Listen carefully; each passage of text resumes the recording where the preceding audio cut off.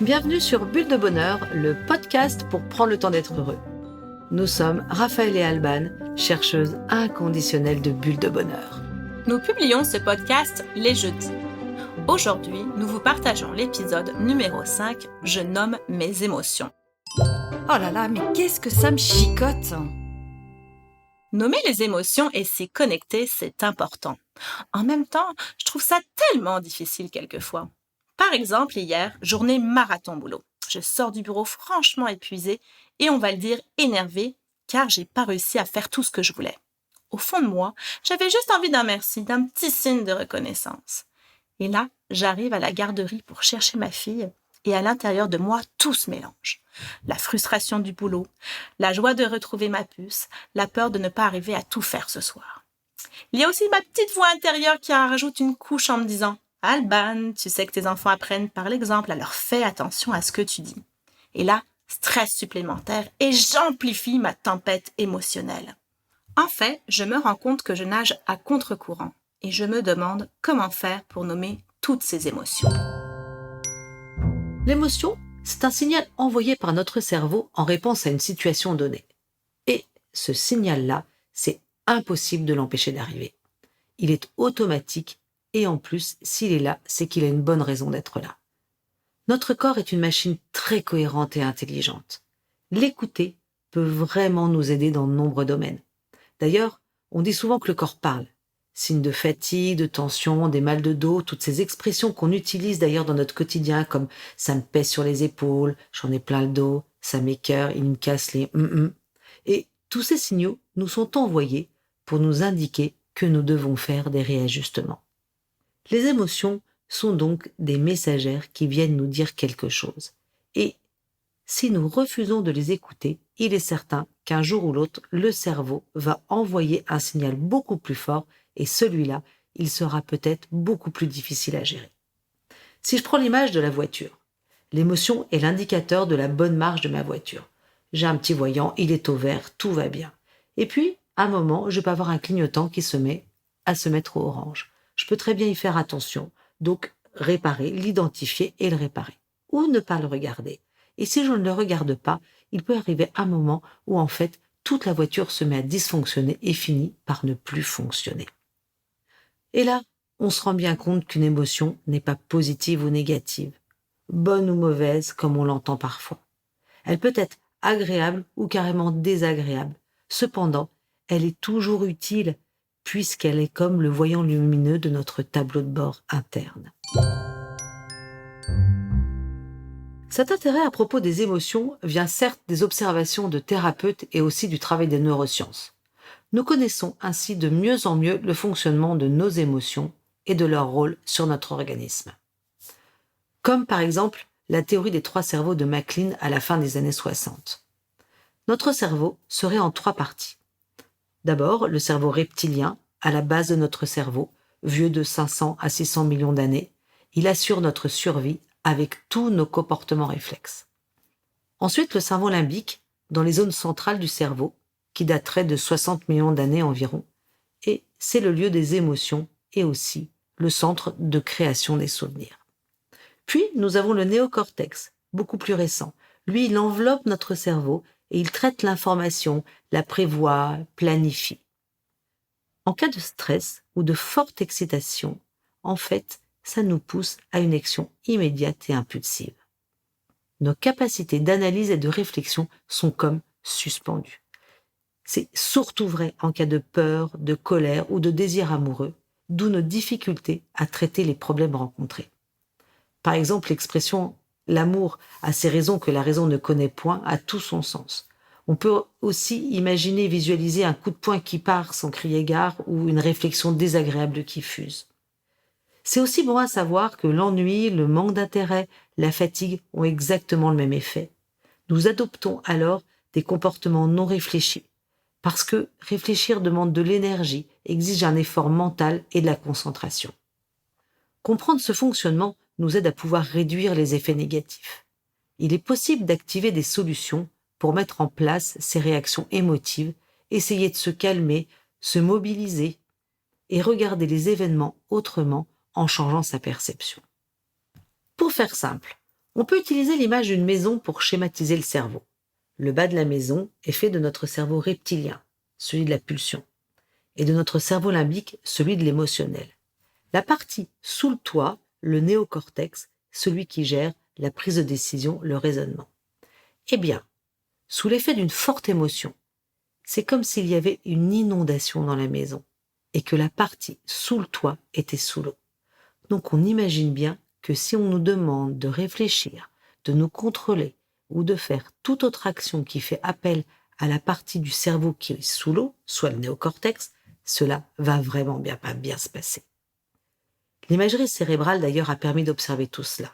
Mais surtout, elle a permis de voir que lorsqu'on nomme l'émotion ressentie, cela va permettre de faire redescendre le niveau de l'eau et donc rendre plus fonctionnel notre cerveau.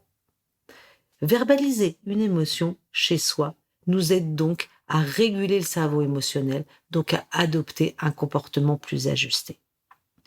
On comprend aussi pourquoi les formations professionnelles, mais aussi les écoles, sont aujourd'hui nombreuses à intégrer les émotions dans leurs apprentissages. D'ailleurs, je me demande si le travail autour des émotions nous permettra pas demain de nous différencier des robots. Allez, je change de regard. Les émotions sont de précieux alliés dans notre vie. Au lieu de vouloir les cacher, les minimiser ou les nier, ouvrons-leur la porte pour agir de façon plus efficace avec nous-mêmes et avec les autres. Nommer ces émotions demande donc un travail d'observation préalable. Et comme je le disais au début, c'est pas toujours si facile. Alors, je vous propose 2 phases possibles pour apprendre à les nommer. Première phase, je les observe. Je commence déjà par identifier ce qui se passe dans mon corps. Je regarde sans jugement, sans culpabilité. Je fais un vrai scan des pieds à la tête. Et qu'est-ce qui se passe? Au début, cela peut paraître un peu long, mais très rapidement, on identifie des signes identiques. Par exemple, quand j'ai peur, j'ai le cœur qui bat à toute vitesse, je transpire ou je suis prête à détaler en courant. D'autres, au contraire, sont totalement paralysés. Ils ne peuvent plus bouger. Pieds de plomb, jambes figées, respiration coupée. Avec un enfant, par exemple, quand il est en colère, je peux lui demander « Il se passe quoi dans ton corps? Montre-moi. Où est ton émotion? Dans ton ventre, dans ta gorge, dans tes jambes, partout. » Ensuite, une deuxième manière de nommer ces émotions, ce sont de les exprimer. C'est super important de faire sortir notre émotion, car sinon, elle risque de ressortir un jour ou l'autre sous une forme moins sympathique. On en a parlé tout à l'heure avec la voiture. Je peux la verbaliser, je nomme ainsi mes sensations ou directement mon émotion si je l'ai reconnue. Ça commence donc par trouver les mots pour pouvoir le faire. Et le vocabulaire des émotions est immense. Donc je peux parler en jeu, je suis tellement heureuse de pouvoir te rendre service, je suis triste, je suis enthousiaste, je suis écœurée. Et tout ce vocabulaire des émotions, c'est intéressant de l'enrichir. Et il faut se procurer une liste de synonymes, il y en aura une disponible pour vous sur jeu2minutes.com. On peut faire aussi appel à d'autres moyens d'expression. J'aime bien, par exemple, tout ce qui fait appel à la visualisation. On peut se représenter l'émotion comme une couleur, comme une forme, comme un élément de la nature. Ça peut être « aujourd'hui je suis noire » ou alors « j'ai l'impression d'avoir un volcan dans le ventre » ou encore « je me sens légère comme une plume ». La visualisation, elle peut nous aider aussi à identifier l'intensité de notre émotion. Quand tu dis noir, c'est noir comme la nuit ou c'est plutôt gris foncé.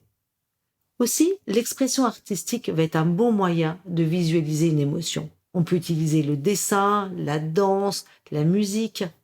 Il y a même certains parents avec des tout-petits qui utilisent le langage des signes.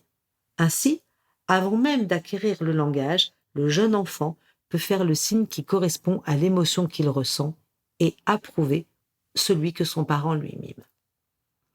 Une autre manière que j'apprécie particulièrement, c'est de comparer les émotions à des ballons qui se gonflent à l'intérieur de nous. Ces ballons peuvent être de toutes les couleurs, selon les émotions ressenties. Bleu, vert, jaune, orange, violette. Et puis, on peut même en ressentir plusieurs à la fois. Et puis, les ballons, ils peuvent être gros, très gros, moyens, voire même quelquefois tout petits. On peut prendre alors conscience de la place que ces ballons prennent en nous, et puis de l'inconfort qu'ils peuvent générer. Et surtout, si on ne s'en occupe pas de ces ballons, ils ne se dégonfleront pas. Alors, en termes de bénéfices, que peut-on dire? L'émotion nous aide donc à mieux nous connaître, mais aussi à être mieux en relation avec l'autre. En nous connectant à nos émotions, nous pourrons mieux adapter notre communication et notre conduite. Et hop, je me lance. Ok, ce que je retiens du monde des émotions. Une émotion, c'est quoi? C'est une manifestation physique du corps en réponse à un événement précis qui vient de se produire. D'où vient-elle? Elle vient du cerveau et principalement de notre cerveau limbique. À quoi sert-elle? Elle nous signale que quelque chose en nous ou chez l'autre va bien, par exemple la joie, ou ne va pas bien, par exemple la peur. Enfin, qu'est-ce que j'en fais? Comme une amie, je les accueille, qu'elles soient agréables ou désagréables, qu'elles viennent seules ou en gagne. Pour cela, j'apprends à les reconnaître et je les exprime de façon adéquate. Après seulement, je pourrai les gérer. À vous de jouer, chers auditeurs, 2 minutes pour repérer l'émotion que vous ressentez en ce moment. Observez de quelle façon elle agit dans votre corps en faisant un vrai scan de la tête aux pieds. Essayez d'identifier quelle situation provoque cette émotion. Mettez tout cela en forme. Je le dis, je l'écris, je le dessine, je le mime. À vous de choisir ce qui vous convient le mieux. Et soyez assurés que nommer vos émotions va avoir des effets libérateurs que vous ne soupçonniez pas. C'est parti! Racontez-nous et partagez-nous vos émotions sur Facebook ou Insta @jeu2minutes. Avec Bulle de Bonheur, prenez le temps d'être heureux. Merci pour votre écoute. Si vous avez aimé, dites-le nous avec 5 étoiles. Laissez vos commentaires et envoyez des bulles de bonheur à vos amis en partageant ce podcast. Inscrivez-vous à la newsletter en allant sur notre site jeu2minutes.com, GUX, 2 en chiffres, minutes avec un S, pour être notifié des prochains épisodes. Bulle de Bonheur est propulsé par les jeux 2 minutes, 52 cartes pour prendre le temps d'être heureux.